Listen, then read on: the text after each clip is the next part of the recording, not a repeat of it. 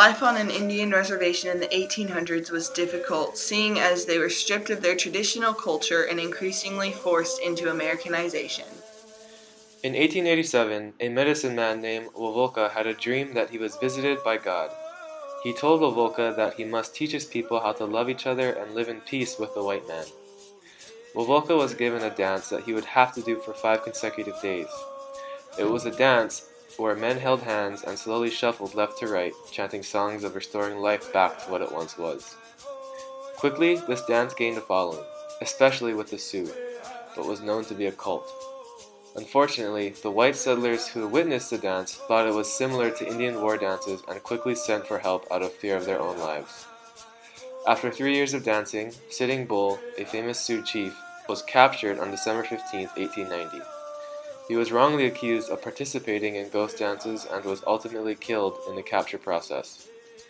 This increased tensions among Native American tribes, especially in the Sioux.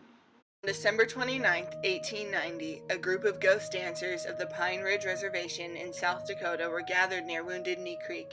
Suddenly, they were surrounded by the U.S. Army 7th Cavalry. The cavalry demanded weapons from the Native Americans. After short discussion, a fight broke out between the Native Americans and the cavalry.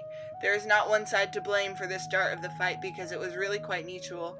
The cavalry's firepower was much too strong for the Native Americans to effectively fight back. By the end of the massacre at Wounded Knee, 25 cavalry men were killed and 250 Native Americans were killed. Half of them were women and children. Black Elk, a Sioux native, later recounted what he saw that Monday morning in his autobiography, Black Elk Speaks. There was much shooting down yonder, and there were many cries, and we could see cavalrymen scattered over the hills ahead of us. We followed down along the dry gulch, and what we saw was terrible. Dead and wounded women and children were scattered where they had been trying to run away.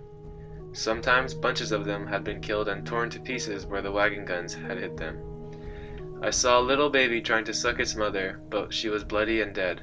When I saw this, I wished I had died too. This was a devastating and awful day for the Native Americans of the Pine Ridge Reservation.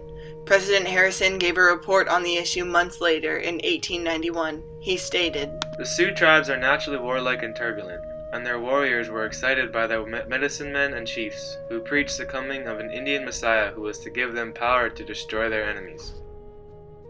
It is terribly unfortunate that the ghost dance, which was wholly devoted to promoting peace, was mistaken as a war dance that caused 250 people to be absolutely murdered."